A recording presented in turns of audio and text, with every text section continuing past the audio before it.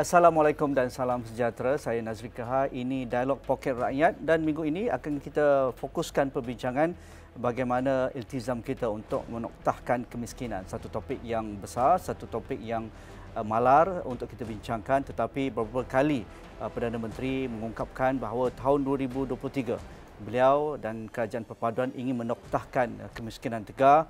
Dan jika semua agensi terlibat, semua kementerian yang terbabit mahukan itu dapat dilaksanakan ataupun terhasil, maka semua kita akan bekerja keras untuk memastikan tidak ada kemiskinan kekal hasilnya di negara kita. Jadi untuk melihat perkara ini, apakah pendekatan? Ramai berdebat, bolehlah kita cakap nak noktahkan kemiskinan tegar, tapi apa caranya? Cara yang lama-lama kita dah cuba semua benda dah. Masih ada kemiskinan tegar. Dari zaman Tun Razak lagi hinggalah sekarang. Tetapi mengapa selepas COVID-19 kita lihat kemiskinan tegar itu kembali ataupun dari sudut pendekatannya perlu kita ubah dan sebagainya. Jadi untuk melihat perkara ini, 4 ahli panel mengikut kepakaran masing-masing sudah pun bersedia. Saya perkenalkan di sebelah kanan saya Profesor Ulung Datuk Dr. Raja Rasiah, Profesor Ekonomi Universiti Malaya dan juga penasihat ekonomi kepada Perdana Menteri. Apa khabar, Prof? Khabar baik, Tuan. Bukan senang nampak Prof Ulung datang ke studio awal ini. Terima kasih kerana sudi bersama kami dalam Dialog Poket Rakyat, Prof, pada petang ini. James Ryan Raj, Sekretariat Perkumpulan Rentas Parti Parlimen Malaysia, Matlamat Pembangunan and Lestari atau APPJM SDG Malaysia. Apa khabar, Cik James? Terima kasih. Baik, terima kasih. Ini banyak kajian, rentas politik, rentas parti berada di Parlimen, banyak program yang sudah dilaksanakan. Mungkin kita dapatkan kongsi data-data tersebut. Dr. Mustazar Mansor, Ketua Kluster Mikroekonomi Pusat Kajian Pembangunan Inklusif dan juga Lestari, Fakulti Ekonomi dan Pengurusan Universiti Kebangsaan Malaysia. Apa khabar, Dr. Mustazar? Terima kasih. Banyak Baik, kajian-kajian dari UKM yang boleh kita kongsikan, insya-Allah. Ada. Terima kasih. Dan saudara Azlan Shah Nabiskan, rakan saya, tak asing lagi, Ketua Pegawai Eksekutif Arba Foundation yang sentiasa berada di lapangan bersama rakan-rakan dan juga melihat isu-isu kemiskinan dan keluarga-keluarga termiskin di seluruh negara. Terima kasih, Azlan. Terima kasih Haji Nazri jemputan. Nampaknya Kerajaan Perpaduan ini berhasrat, bertekad, banyak kali diungkapkan oleh Perdana Menteri setiap kali berjumpa dengan wartawan, setiap kali berjumpa dengan rakyat dan juga agensi kerajaan. Beliau maksudkan negara ini kaya, negara ini banyak sumber, tetapi mengapa ada lagi tersisih sekelompok keluarga yang miskin tegar, yang bergelut untuk menyediakan makanan atas meja. Kalau kita lihat inisiatif, pelbagai inisiatif sudah dilakukan. Jadi bukan menjadi suatu yang perkara besar sepatutnya kerajaan boleh menoktahkan kemiskinan tegar. Jadi apa pandangan awal, Prof? Biar saya mula dengan takrif dan tafsiran saya. Ini bukan bermakna yang inilah yang terulung, bukan. Kerana pandangan saya mungkin berlainan. Ya.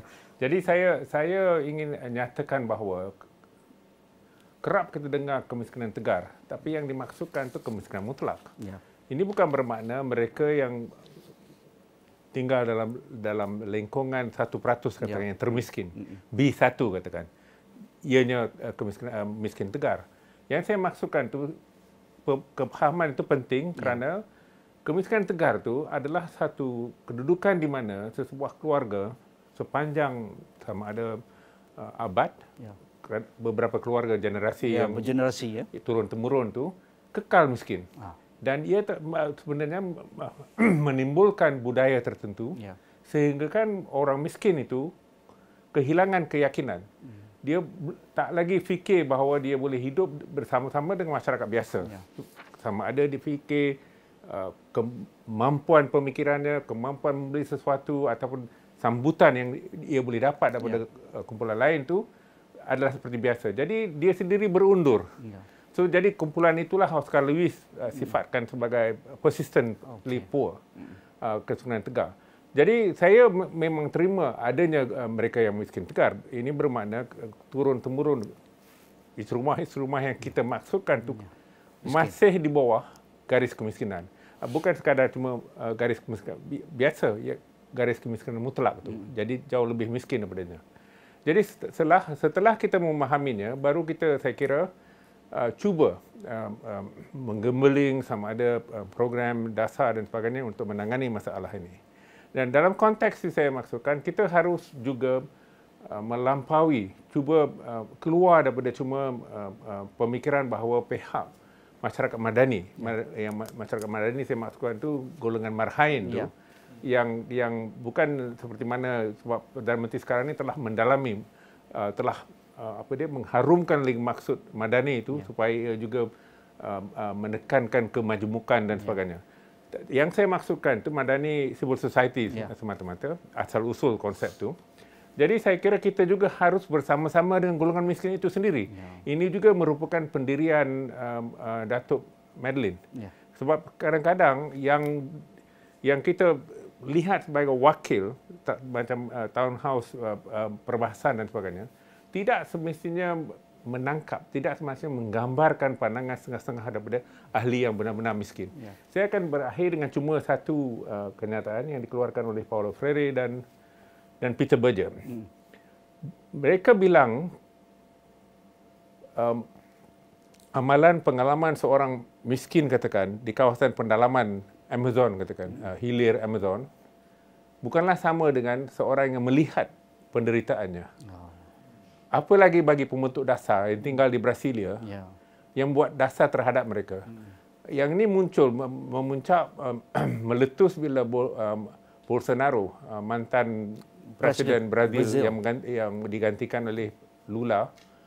Beliau berbuat demikian di sana. Dia cuba menebang hutan semua Amazon dan tanam tebu dengan soybean. Jadi itulah saya maksudkan supaya dua perkara ini dicantumkan. Maksudnya perangkaan, tapi janganlah ketagih dengan perangkaan. Tunjukkan sifat-sifat pengalaman seperti Pak Ungku buat. Menarik. Kita akan ulas lebih lanjut tentang itu kerana beberapa indikator sudah pun dinyatakan oleh Prof. Ulong tadi. Tapi bagi James, di mana kita nak bermula ini? Kerana insiden kemiskinan mutlak Malaysia, kalau ikut catatan pada 2022, 6.2% berbanding 5.6% peningkatan daripada berbanding 2019.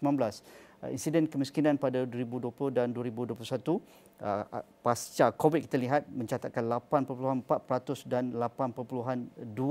Ini zaman COVID ini. Jadi adakah ia boleh dicapai dengan tekad yang diberikan oleh kerajaan Madani ini, James?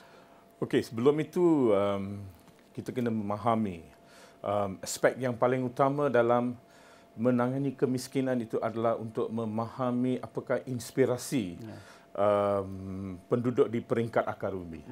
So data boleh mengatakan banyak perkara. Nombor itu memang nombor. Seperti mana yang Datuk kata tadi, ketagihan kepada perangkaan, nombor dan sebagainya. Tapi tidak semestinya nombor itu akan menunjukkan satu inspirasi peringkat akar bumi. So itu adalah satu pendekatan yang kita mengambil daripada APPGM SDG itu untuk memahami apakah suara, apakah keluhan rakyat di peringkat bawah. Memang di peringkat atas ataupun di peringkat dasar dan kerajaan dan sebagainya, kita mempunyai banyak program yang sangat menarik. Memang itu kita tidak dapat dinafikan. Tapi sama ada program ataupun aktiviti itu ataupun tujuan yang murni untuk menyelesaikan isu rakyat di peringkat bawah itu benar-benar sampai ke tidak. Itu yang aspek yang utama. Jadi daripada kajian yang kita buat, kajian kita ini berasaskan tindakan. Itu adalah metodologi utama kita, berasaskan tindakan. Jadi daripada itu kita dapat sangat memeranjatkan daripada tahun 2020 hingga 2023 sekarang, kita mengetahui ada 300 isu lebih yang belum diselesaikan di peringkat bawah. Contohnya isu infrastruktur dan juga isu tanah dan isu pemilikan tanah dan perumahan dan juga isu keselamatan sempadan dan juga keadaan hidup dan juga kebajikan dan kemiskinan. So, jadi kita mendapat tahu macam mana, kita pun hairan. Ada banyak program. Ada kementerian, ada juga state dan juga local council. Tapi bagaimana? Apa yang gap dia itu?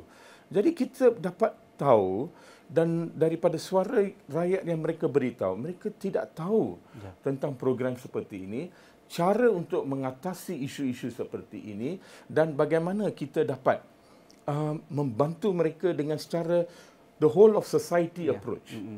Secara keseluruhan, secara menyeluruh, secara holistik. Sebab itu kami dapat melaksanakan program-program yang berasaskan konsep tindakan dan juga menyeluruh apa yang mereka hendak.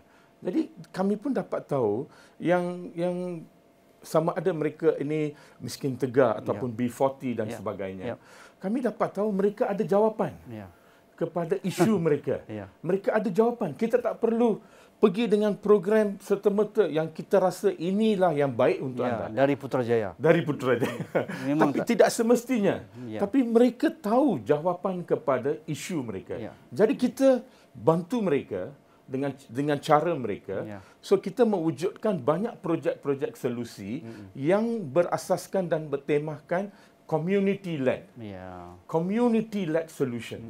Di mana kami pemantauan seperti mana yang tadi Encik katakan, program yang untuk pertanian dan juga untuk nelayan, program apa yang mereka perlu untuk memperkasa mereka supaya mereka dapat berterusan menangani masalah mereka oleh mereka.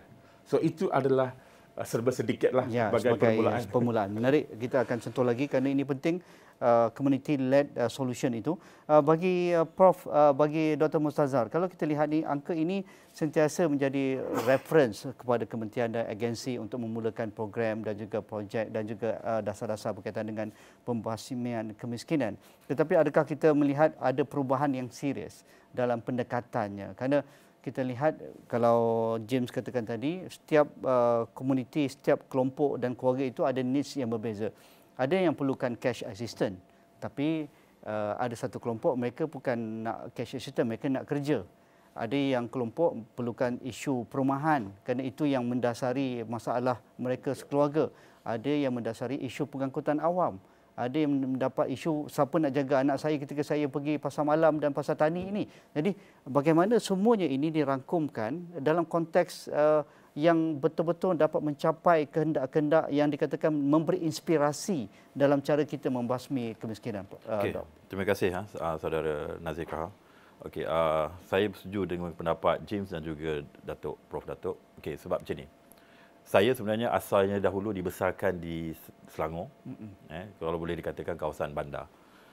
Isteri saya pula kebetulan dia adalah asal daripada luar bandar. Jadi saya nampak walaupun kita sebagai ahli ekonomi ni, kita akan melihat apa yang berlaku di sekitar kita.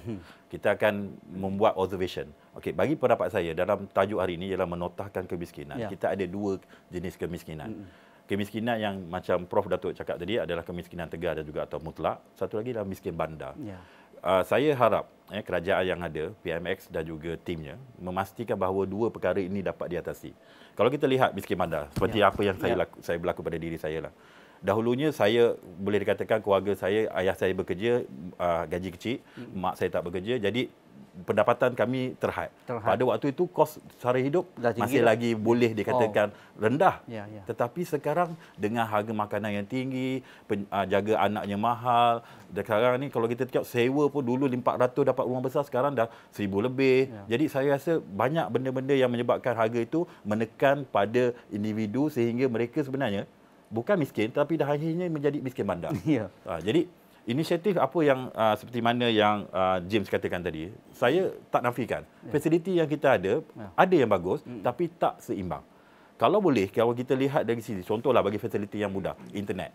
Kalau internet di setiap tempat, bukan di Kuala Lumpur sahaja ataupun di bandar tetapi di luar bandar, saya rasa sebenarnya benda itu dapat diatasi untuk peluang pekerjaan, untuk mendapatkan perniagaan dan sebagainya. Saya rasa banyak benda yang kita boleh lihat.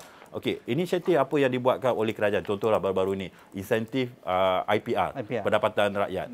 Sebenarnya kebetulan lah, selepas sahaja saya habis PhD tahun 2015, saya dapat program satu dengan MOF dan semalam saya baru habis selesai dengan LKIM tentang nelayan. Tahun lepas saya selesai dengan penuri getah.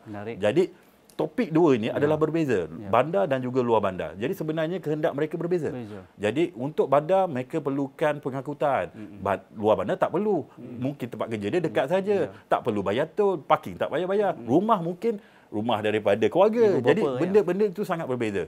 Apa yang saya ingin lihat di sini ialah sebenarnya peranan antara agensi kerajaan, dasar banyak. Saya rasa Prof Datuk pun dah tahu. Dasar kita terlampau banyak, inisiatif terlampau banyak. Saya rasa kita memperkasakan apa yang ada. Sebenarnya kita mesti rasa apa rakyat rasa.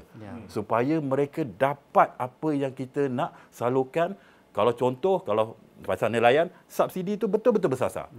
Untuk penoreh getah, biar betul-betul mereka terbela. Jadi, please lah. Kalau boleh kita rasa apa yang mereka rasa, kalau boleh kita turun ke padang, baru kita tahu dan ambil semua pendapat-pendapat. Dan yang paling penting, antara kerajaan, kalau ada contohlah yang kita lihat ekonomi madani. Mereka kata nak buat upah maruah, nak buat menu rahmah. Pastikan setiap kementerian bukan juara masing-masing ada rahmah dia masing-masing. Kalau boleh sama-sama. Kita menjadi contoh TVET. Saya tak nak cerita, tapi orang kata macam-macam. Jadi kalau kita boleh, kos sara hidup ni utamakan, kementerian sama-sama kerjasama, termasuk dengan NGO dan juga swasta. Itu pendapat saya. Bagi Azlan macam mana? Azlan di lapangan lihat dan hasrat Arba adalah untuk menghentikan kitaran kemiskinan dalam satu generasi. Nampaknya kita dah setuju kemiskinan bergenerasi ni. Ini satu battle, bukan calang-calang, Azlan. Mungkin boleh kongsikan untuk awal ni. Terima kasih Haji Nazri, Prof Ulong, Saudara James dan juga Doktor. Kalau kita lihat, saya baru 2 hari ni, baru tadi pun balik daripada satu bengkel, bincang tentang macam mana nak bendung ke perkahwinan kanak-kanak di Malaysia dan saya ditugaskan untuk melihat aspek kemiskinan. Dan pelbagai agensi kerajaan, pelbagai kementerian terlibat secara holistik semua. Dan dalam tempoh 3 tahun terakhir dan berbaki lagi 2 tahun, seolah-olah macam tak nampak jalan lagi secara konkret macam mana nak membendung. Dan kalau kita lihat, itu lebih kurang 1000 lebih kes setahun perkahwinan kanak-kanak. Bila sebut tentang kemiskinan tegar, saya sempat duduk dengan wakil dari Kementerian Ekonomi tadi, daripada unit penyelarasan pelaksanaan. So saya sempat dapatkan data-data insight daripada yang terkini. Mereka menyebut data kemiskinan, pendapatan garis kemiskinan yang baru adalah 2,589. Betul. Dan yang miskin tegar, yang termasuk juga apa yang Prof Ulong sebutkan tadi, generational poverty, yang dulu ayah dia miskin, atuk dia pun dulu miskin, dia pun sekarang miskin. Saya sebut dulu angka dan saya sebut pengalaman nanti. Bagaimana kita rasa betapa susahnya dia nak keluar sebenarnya daripada kitaran tersebut. Dan orang yang berada di bawah kemiskinan tegar ni adalah pendapatan isi rumah 1,198. Berapa ramai yang berpendapatan macam ni? Yang di bawah PGK lebih kurang 400,000. Bukan orang, dia isi rumah. So kita sebut tadi yang 1,000 lebih tu punya susah nak boleh end within a year or two. Tapi bila kita lihat, adakah mustahil bila Perdana Menteri secara bold menyatakan berulang-ulang kali dia mesti ditamatkan? Secara logiknya mungkin kita rasa susah, tapi dia adalah iltizam. Dan sebenarnya yang buat bagi jadi itu kita. Dan kalau kita lihat, saya boleh pecahkan ni kepada 2, short term dan juga long term. Kalau short term, Arba Foundation kita memberikan cash assistance sepanjang 4 tahun terakhir ni, saya boleh sebutkan dengan keyakinan daripada data tu, hampir semua keluarga tidak boleh bahkan naik gaji pun. 90% daripada keluarga dalam Arba Foundation ni di bawah 1,500 pendapatan isi rumah. Nak naik 100 pun dalam tempoh 4 tahun ni, disebabkan COVID mungkin termasuk faktor-faktornya, tapi lepas dah stabil ni pun nak dapatkan 100 naik pun sangat susah. So bayangkan kita sedang bercerita nak keluarkan orang yang berada di 1,198 ni, nak keluar kalau kemiskinan tu dia ada gap lagi 1,000 lebih. Dan kalau kita lihat gap sebesar itu, apakah yang perlu diisi di tengah tu? Dan itu adalah cerita tentang cash assistance ataupun inisiatif pendapatan yang bertambah. Kalau kita lihat multidimensi yang dialami, khususnya boleh kanak-kanak, sebab kami fokus kepada kanak-kanak tu yang boleh tamatkan kitaran kemiskinan tu. Sedih kita berada dalam tempoh yang kita agak bingung, beberapa pelajar yang kita bantu tu gagal SPM. Dan ramai orang sebut, oh ni sebab malas lah. Tercicir ni. Tercicir. Sedangkan kita macam tadi Prof Ulong sebut, kita tak hidup bersama dan faham dengan mereka bagaimana mereka lalui. So bila mereka pergi ke sekolah dalam keadaan hidup di rumah tak cukup makan, ibu dan ayah berpisah, bergaduh, anak adik-adik OKU, semua itu memberikan tekanan. Dan kami cuba usulkan satu projek bahawa kita cuba keluarkan dia, bagi dia akses melalui sukan atau kebudayaan. Haji Nazri, for the past 2-3 months lepas SPM keluar ni, kita tak nampak satu pun career path selain daripada akademik itu untuk kita boleh cuba buka jalan. Dan bila kita tanya budak-budak ni for the past 1 year atau 2 tahun ni, apakah cita-cita, mereka tidak ada cita-cita hampir semua.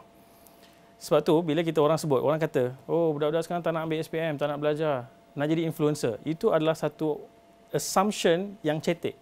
Kerana tidak bertanya, tidak bergelumang, bertanya betul-betul apakah sebenarnya yang dialami oleh anak-anak ini, mereka sebenarnya tak nampak apa jalan ke depan. Tak ada.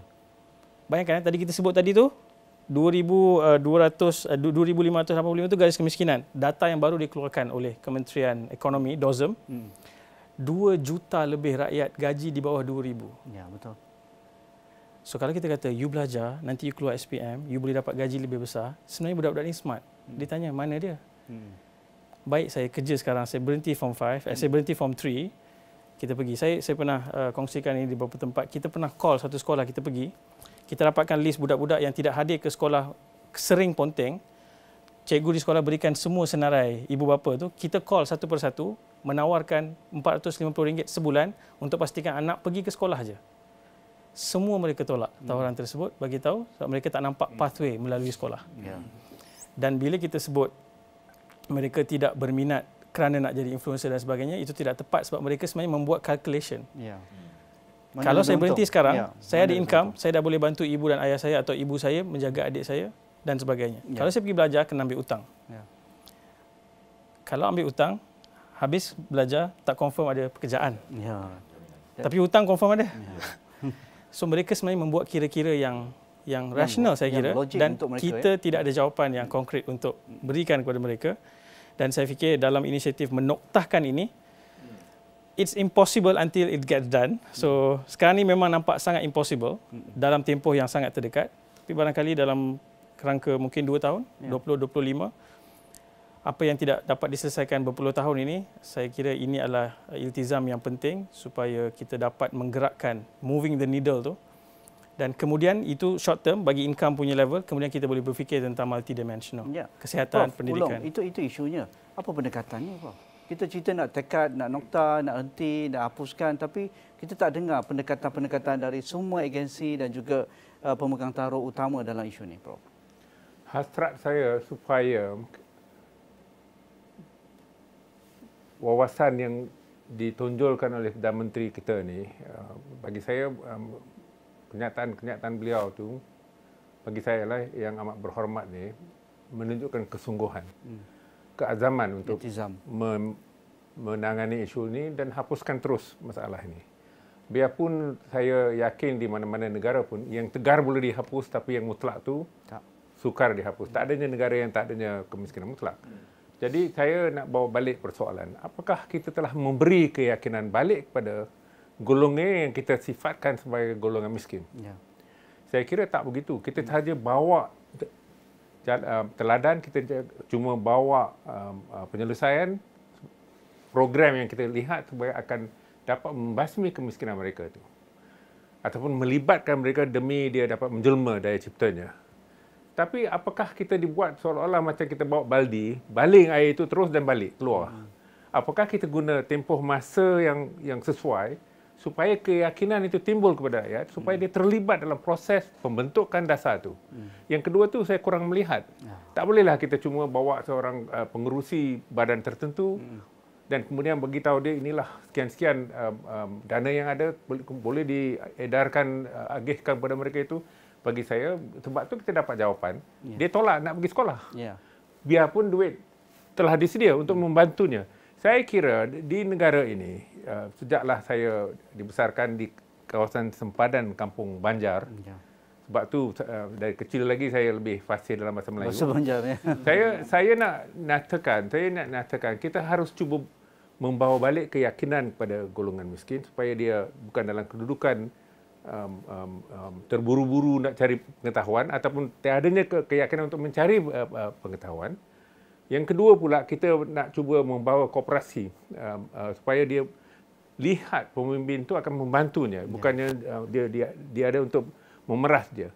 Cuma buat masa ni pemikiran harus berubah daripada dulu pengaliran titih peluh untuk membuat sesuatu. Sekarang ni cuba mengguna otaknya, mindanya, membangunkan mindanya. Jadi, tapi pentas politik tidak menampakkan begitu. Pentas politik itu nampak lebih membagi. Saya pernah saya pergi ke satu pelancaran buku oleh Sultan Nazrin. Tuanku Nazrin bilang, kalau dulunya penjajah membahagi dan memerintah, kita kutuk mereka itu sebab kita terbahagi begini. Divide and rule. Tapi sekarang yang berlaku, kita telah menerima semua itu, jadikan sebagai senapang untuk kita dan tambahkan dengan agama. Jadi ia telah menjadi lebih lebar, lebih parah saya kira kalau kita tak berubah sikap seperti ini. Ini penting kerana kita nakkan semua pemimpin, kita nakkan semua pemimpin Malaysia ni, bukan cuma satu parti ke apa, satu pihak. Kalau tidak, sukar nak berbuat demikian. Dan saya yakin seperti mana Tuan Haji nyatakan tadi, kalau kita benar-benar mencuba, seboleh-bolehnya kita dapatkan sekurang-kurangnya sebahagian daripada rakyat, bermulalah, ia akan melebar, dia akan berkembang. Seperti yang kita sebut snowballing. Salji itu akan berkembang. Jadi kita nak jadikan itu sebagai saluran, sebagai dasar untuk membawa mereka ini, samakan mereka dengan kita, dengan menunjukkan perasaan juga. Dengan menunjukkan, bukan sekadar cuma menyebut sekian-sekian, umpamanya masa Perdana Menteri menyampaikan belanjawan 2023. Itu pun saya rasa lihat janggal juga sebab beliau nyatakan dia telah tambahkan subsidi yang akan diedarkan tu kepada golongan B40 dan bawah RM3,500. RM3,500. Tapi ada juga orang yang menyatakan dia lebih memilih untuk keluarkan EPF-nya. KWSP dari pendakan itu. Yang mana lebih? Yang ini tak sampai RM1,000 yang tinggal. Betul. Sama sekali tak bernas. Jadi saya fikir daripada kita cuba menutup pemikiran pemimpin lah, bukannya orang bawahan tu, sebab mereka dah hilang keyakinan. Jadi kita harus cuba mengambil pendirian bahawa inilah negara kita. Seperti mana terdapat dalam rukun negara. Kami satu bangsa, satu negara. Betul. Harap kita terus boleh berjuang demi memandu negara kepada arah itu. Ya.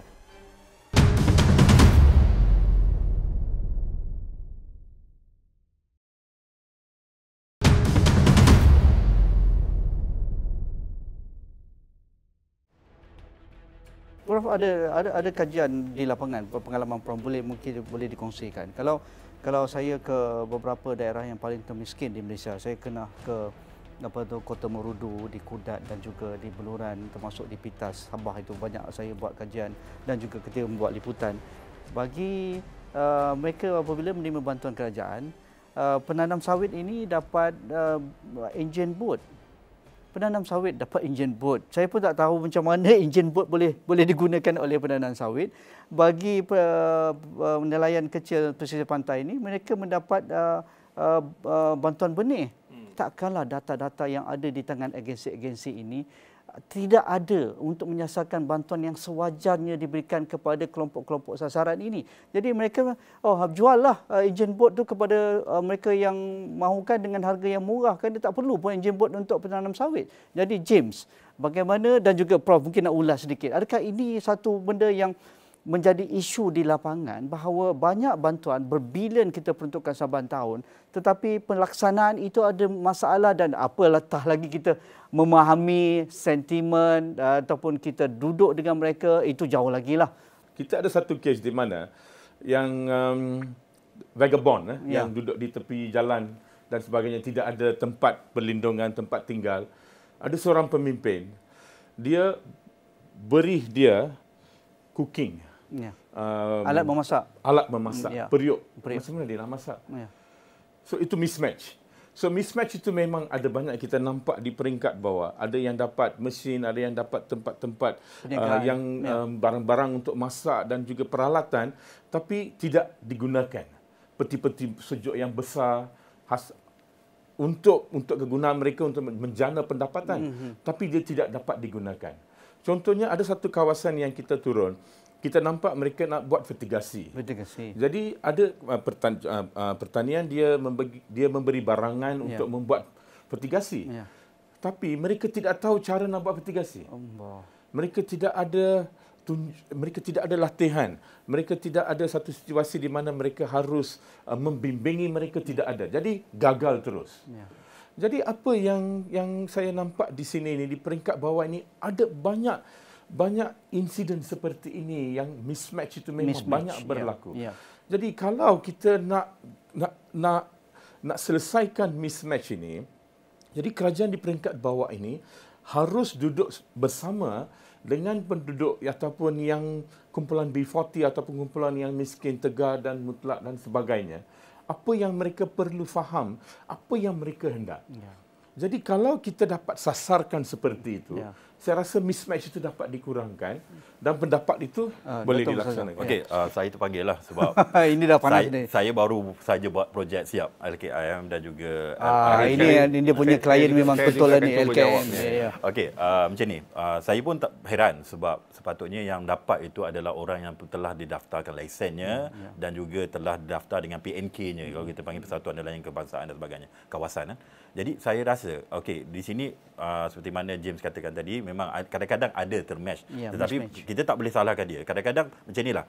Macam tadi Haji kata tadi, mereka ni pun bijak juga. Cost benefit analysis dia pun ada. Daripada saya pergi turun ke laut, dia dapat benda tu, why not dia ambil? Tapi dia kata better dia tanam kelapa sawit, banyak modal dapatnya daripada dia pergi ke laut.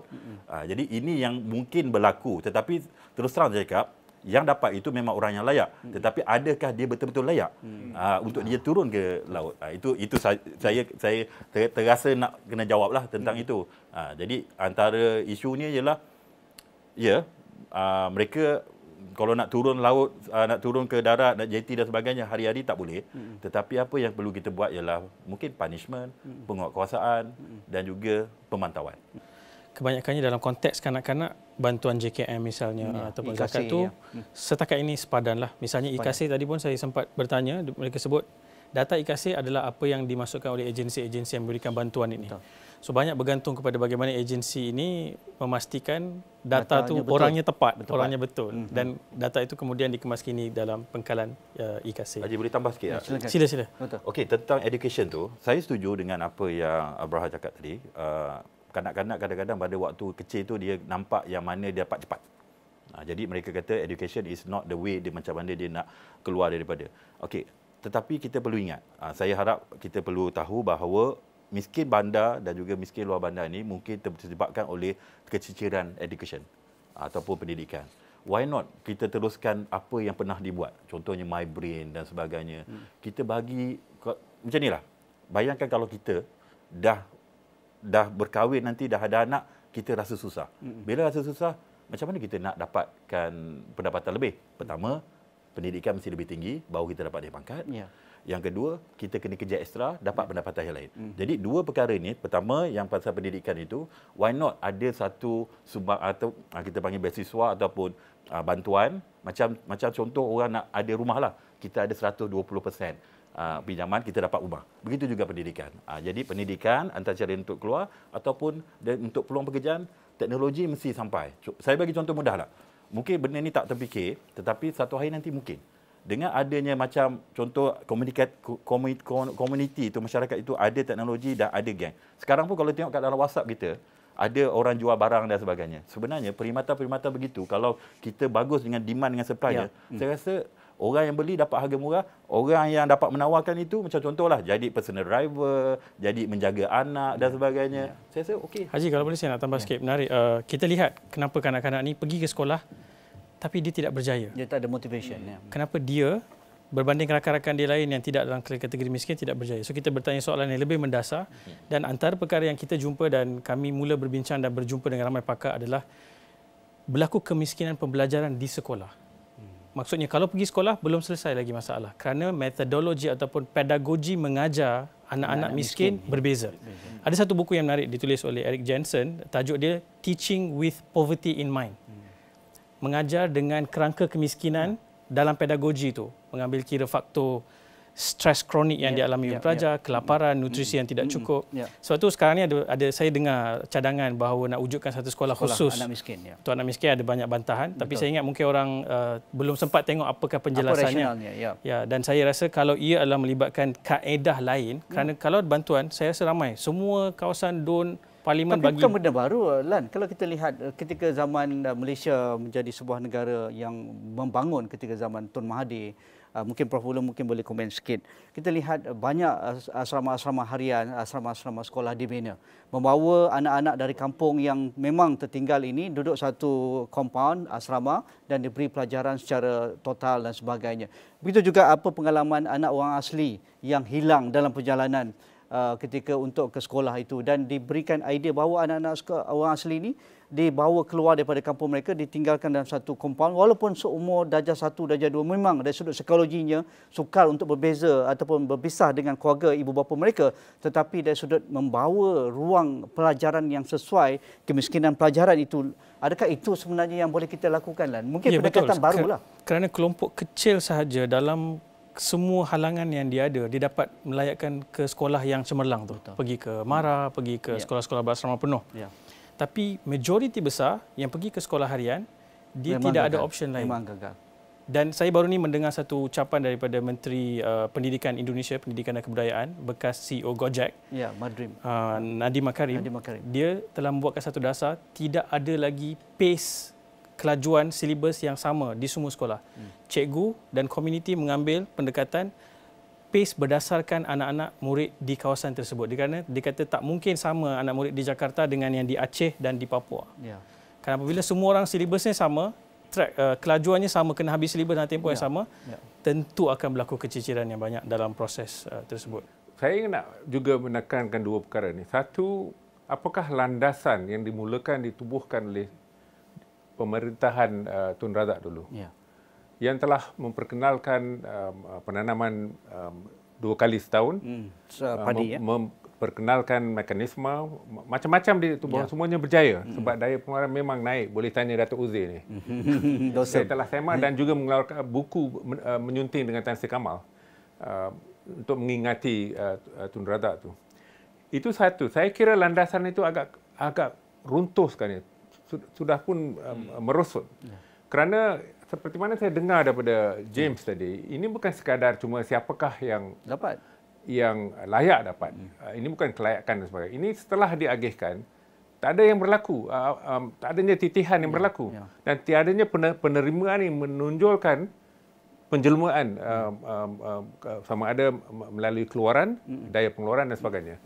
Dan saya kira ini satu perkara yang saya telah dengar beberapa kali ni. Kalau kita ke Risda ataupun Felda ataupun kita ke katakan di bendang padi katakan, saya difahamkan satu, tiadanya jaringan yang wujud dulu tu yang kita lihat sebagai cekap untuk menghasilkan sesuatu, ia agak longgar sekarang. Dah runtuh. Ya. Ini satu perkara yang kita harus siasat kerana memang antara perjalanan saya termasuk juga dengan pengurusi Aerodyne Kamerun. Ya. Pengurusi, saya telah pun meneliti Bendang sebenarnya banyaknya perkara-perkara yang berbeza berlaku berbanding dengan pengalaman saya ke Bendang.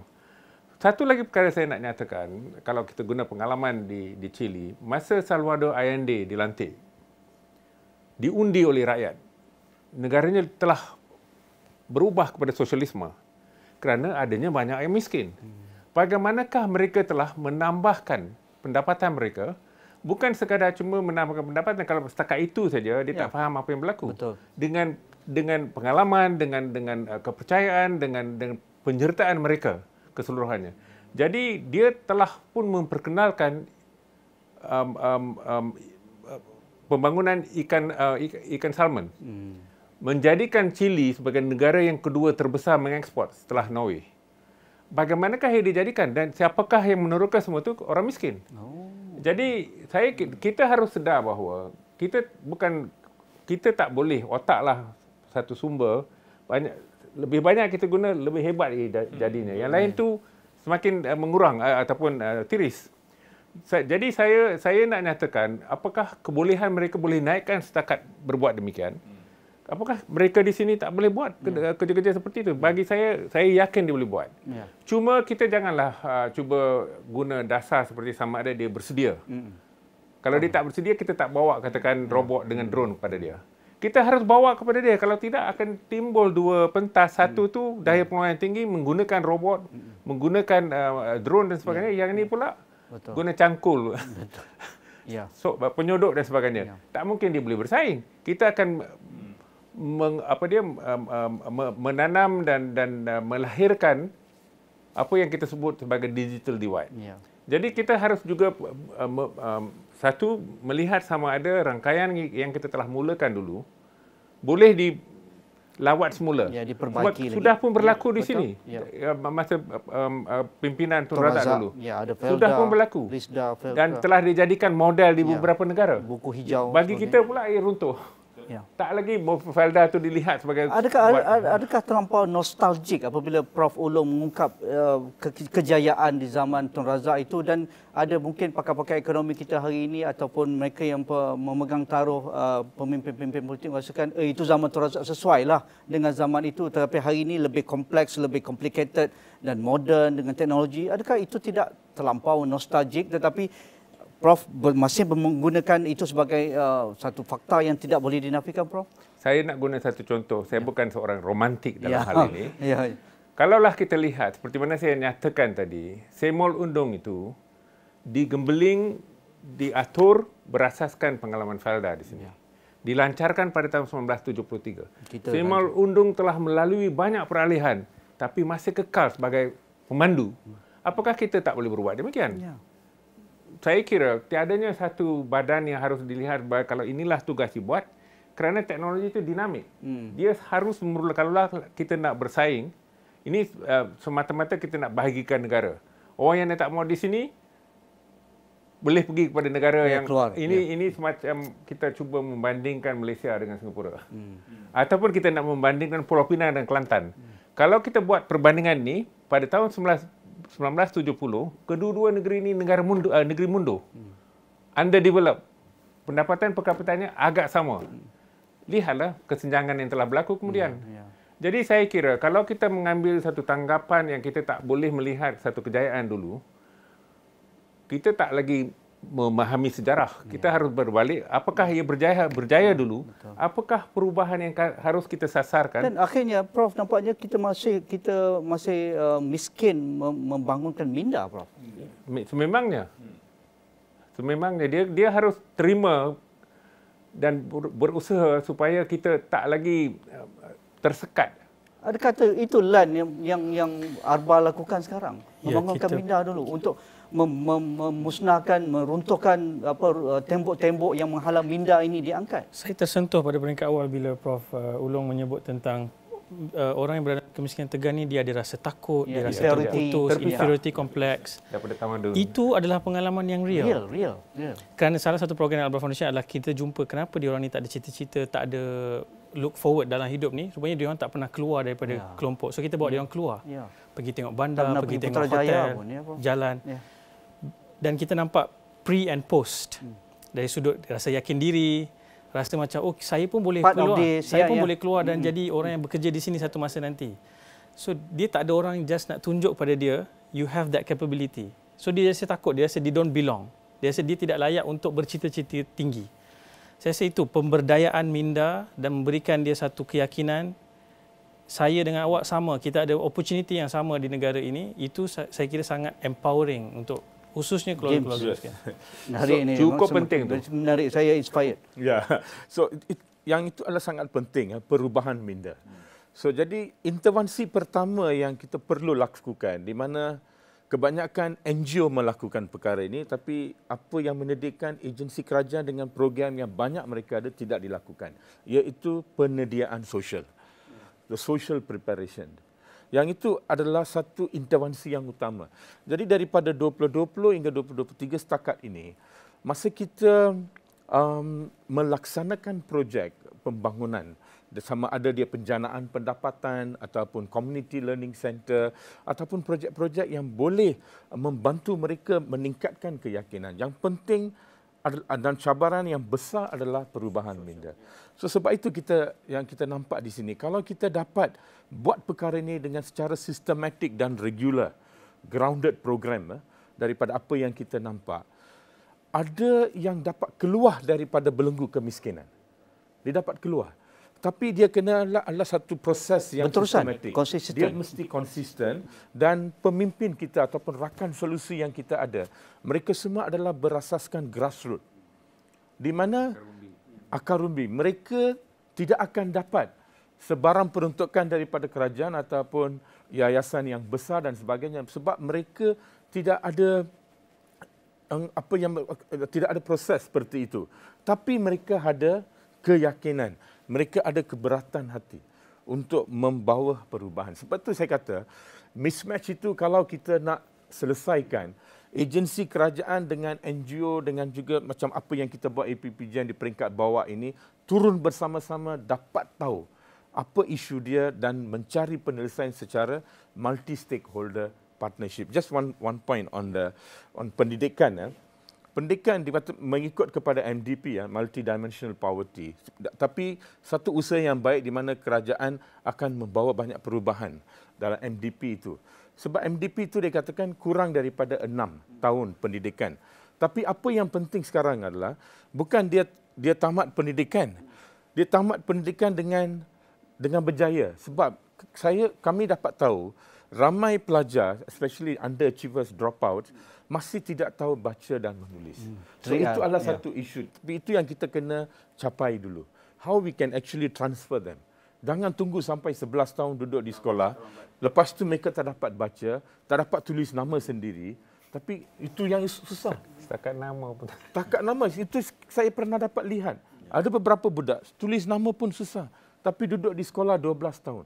So MDP itu harus capture benda-benda itu dan terus masukkan mereka kepada skills training dan sebagainya.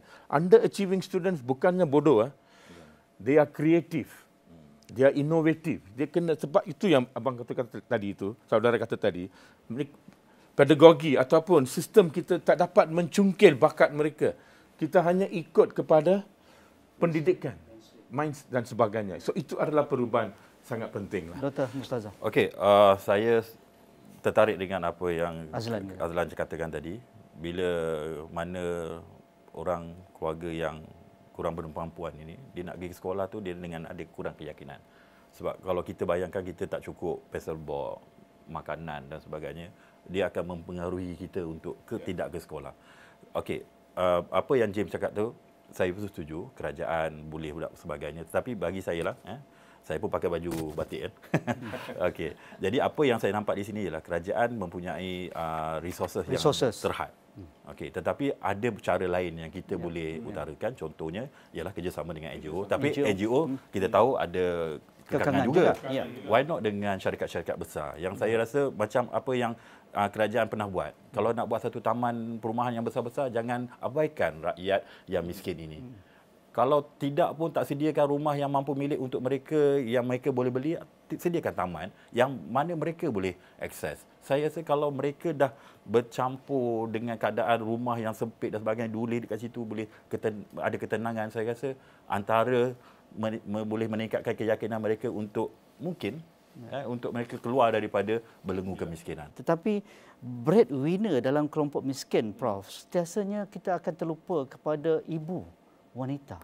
Ini sentiasa diangkat juga bahawa breadwinner kadang-kadang kita melangkaui imajinasi kita. Mereka memikul beban yang amat dahsyat. Ada suami dalam jail kerana isu jenayah dan sebagainya, ataupun memandu lori tak cukup makan. Ada yang terpaksa jaga ibu ayah yang bedridden. Ada yang terpaksa berhenti kerja lah kerana tak ada orang nak jaga anak-anak ke sekolah dan sebagainya. Adakah ini juga kita terlepas pandang ibu dan mereka ini terlepas dengan program-program yang kita bincang ini?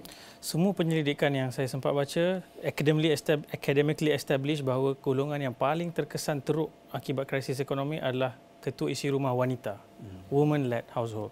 Kerana dia bukan hanya ada tanggungan berat dari sudut dia perlu mencari sumber kewangan, dia juga tanggungan berat dari sudut emosi dan juga membela anak-anak. Dan sebab tu saya suka untuk kita boleh fikirkan dari sudut, ada orang suka cakap jangan bagi ikan bagi pancing. Tapi ada kategori yang kena lama sikit bagi ikan. At least sampai anak dia besar sikit ke, sebab nak lepas suruh dia pancing, dia tak ada kolam nak pancing. Dia tak ada daya nak mancing tu. So kita kena lebih empathy dekat situ, saya ingat. Prof, saya cuma nak sebut dua lagi perkara saya kira penting.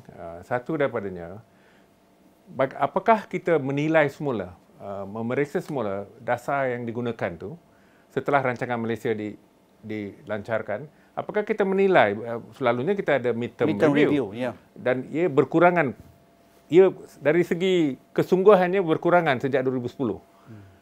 Dia paling rapi dibuat semasa Tun Razak dulu. Dan umpamanya dia cuba gunakan farma, katakan tumbuhkan farma demi menghubung kaitkan petani dan juga pemborong misalnya. Petani dengan pemborong, peruncit dan sebagainya supaya dia boleh jual dengan harga yang lebih. Itu sebab Pak Ungku tulis middleman exploitation, penindasan daripada orang tengah. Kalau dulu durian seguni dapat RM1, ubi kayu 50 sen. Jadi dengan kemajuan seperti itu, masalah itu diatasi. Kalau kita lihat bagaimana yang berlaku, ianya diperiksa semula. Segala ralat itu diperbaiki. Jadi saya kira kurangnya terdapat perkara-perkara seperti itu sekarang. Menarik. James, isu mismatch tadi dengan pelaksanaan IPR, adakah ini sebagai satu pendekatan segar, walaupun ramai yang mempelekehkan IPR, Inisiatif Pendapatan Rakyat, buat nasi lemak jual kat vending machine, jual breakfast kuih-kuih muih dekat vending machine, usahawan tani Intan tu ialah tanam cili fertigasi, tapi nampaknya cara tu nampaknya betul. Tak ada lagi nak bagi fertigasi 100%, tapi dipimpin, dikelompokkan dalam bentuk koperasi dan sebagainya, dijual pun oleh satu sistem yang teratur dengan cara yang moden dan sebagainya. Adakah ini sebahagian cara baru yang kita dengar, ataupun di lapangan bagaimana? Okey, di kawasan lapangan ya, apa yang kami dapat tahu it's multidimensional. Okay, so MDP ya. So seperti mana yang Amartya Sen dia beritahu, dia ada permintaan dan juga kekurangan pelbagai jenis. Ya, betul. Different needs. Very different kinds of needs. Tapi di sini pun sama juga, di peringkat bawah itu, di peringkat lapangan pun mereka mempunyai keinginan untuk keluar. Bukan mereka malas ya. Betul. Mereka nak tahu cara untuk keluar daripada isu mereka dan sebagainya. So jadi vending machine nasi lemak ke semua tak berlaku di bawah lah. Apa yang saya belum nampak lagi. Belum nampak. Tapi di sini apa yang saya nampak, apa yang mereka mahu adalah mereka nak menguruskan sendiri sesuatu perkara ataupun sesuatu bisnes yang mereka boleh buat, tapi mereka perlu training. Dipimpin. Mereka perlu mentoring. So itu yang kami sangat melakukan di bawah, sebab itu kita dapat kesan yang tinggi. So jadi isu di peringkat bawah ini daripada pandangan kami, dia boleh diselesaikan. Tapi dia perlu satu program yang menyeluruh, yang khusus. Katakan contohnya fertigasi. Dia tak boleh one off. One off. Katakan fertigasi mereka kena buat. So fertigasi itu mereka kena belajar dengan cara yang baik. Tapi kami mementingkan sini SDG.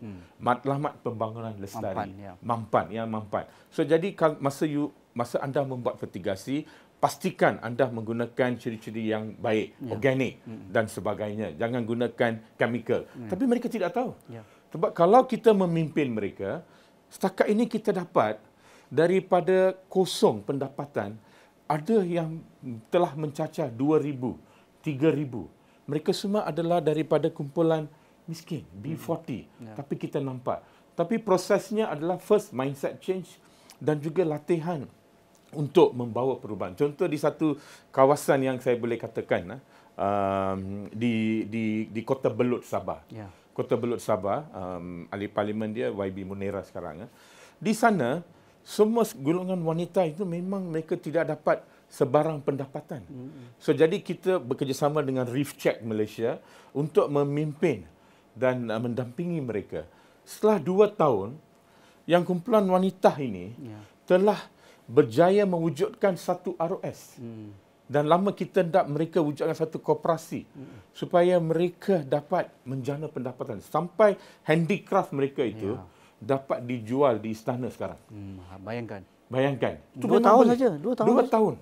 Tapi mereka dah keluar daripada belenggu kemiskinan. Jadi Reef Check sekarang, apa yang kami akan mengatakan kepada rakan solusi, you masuk, you tidak boleh duduk sana selama-lama. You kena exit. Dan memperkasa komuniti di sana. Empower mereka. Wujud satu persatuan ataupun koperasi ataupun social enterprise. Bimbingi mereka. Capacity building. Dan capacity building mereka akan berterus. Kita nampak. Menarik. Saya suka. Doktor, saya nak tambah sikit apa yang James katakan tadi. Wanita, dia banyak faktor lah yang menyebabkan mereka ke belakang. Pertama, bagi saya, peluang itulah yang mereka tidak ada. Tapi kalau ada, macam yang saya katakan tadi, kalau adanya sumber internet yang bagus dan sebagainya, saya rasa mereka, ramai je kawan-kawan kita yang berjaya menjual pastry di rumah dan sebagainya, sambil-sambil dia menjaga anak. Itu antaranya lah. Sebab kita tahu kalau untuk mereka bekerja, bayar untuk seorang anak jaga satu 600-700, anak ada 4. Berbala tak mereka bekerja? Itu yang pertama. Okey, yang kedua, saya nyatakan di sini ialah, saya nyatakan tadi adalah kerjasama antara swasta dengan kerajaan. Sekarang ni kerajaan dengan kerajaan yang ada pun dia berbeza. Negeri dan juga pusat. Kita banyak undang-undang yang berbeza. Kalau pusat nak buat sesuatu, contohnya masa kajian kami dengan MOF, dengan kajian kami dengan Pharma contohnya, bila nak buat pasar tani, My Farm Outlet, nak buat kedai bergerak dan sebagainya, untuk salurkan benda itu tanpa menggunakan orang tengah. Sebab saya tak nafikan, orang tengah itu ada kepentingan dia, ada peranan dia. Dia untuk orang-orang yang T20 dan sebagainya, untuk mereka simpan beku dan sebagainya. Tapi yang kita bincang sekarang ialah orang miskin. Mereka perlukan harga yang murah, yang betul-betul datang daripada peraih ataupun daripada nelayan dan sebagainya. Jadi apa yang maksud saya di sini ialah, kerajaan negeri dan juga kerajaan pusat, bagi saya, Malaysia ni sebenarnya kaya dengan potensi, kaya dengan sumber. Sabah Sarawak luas dengan tanahnya. Banyak lagi benda yang kita boleh terokai. Bagi saya di sini ialah kerjasama antara kerajaan pusat dan kerajaan negeri sepatutnya membelakangkan ideologi, sama-sama untuk rakyat. Okey sekali Prof.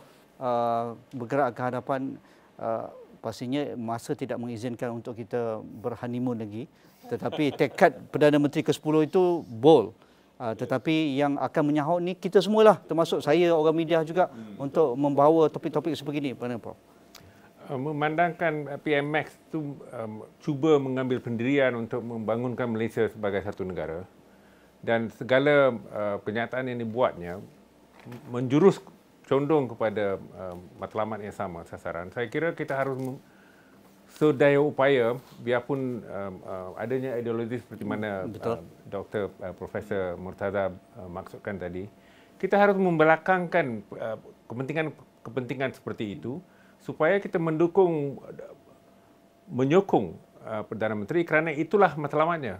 Jadi biarpun cara nak menyampai sesuatu mungkin berlainan. Macam-macam cara lah. Ya, macam-macam cara. Tapi kita harus kita harus terima kewajipan kita ialah kepada negara. Kita harus pastikan tak adanya sesuatu yang bertentangan, sehingga kan matlamat yang murni itu disia-siakan. Jadi itulah saya harap kita harus cuba menambahkan keyakinan, sifat-sifat usaha sama antara satu sama lain, dan juga memberi kepercayaan kepada terutamanya mereka yang hidup sengsara, supaya mereka akan berkecimpung, menyumbang dengan keyakinan yang segala-gala yang dibuatnya mesti ada rezeki, mesti ada pulangan. Ya. Tak kiralah Lan duduk di mana, di hujung kapit ko, ataupun di hilir, atau di hulu di Kota Belud, ataupun di hulu Sungai Pahang Lan. Betul. Memang pengalaman boleh modal terpenting menyelesaikan kemiskinan adalah keikhlasan dan rasa tanggungjawab. Ya. Terima kasih. Terima kasih Profesor Ulong Datuk Dr. Raja Rasya atas masa yang diberikan. James Ryan Raj, terima kasih, dan juga Dr. Mustaza Mansor dan Saudara Azlan Shah Nabis Khan, Ketua Pegawai Eksekutif Arba Foundation. Jadi itu sahaja perbincangan kami berkaitan dengan iltizam menoktahkan kemiskinan dalam dialog Poket Rakyat malam ini. Assalamualaikum, insya-Allah kita jumpa lagi.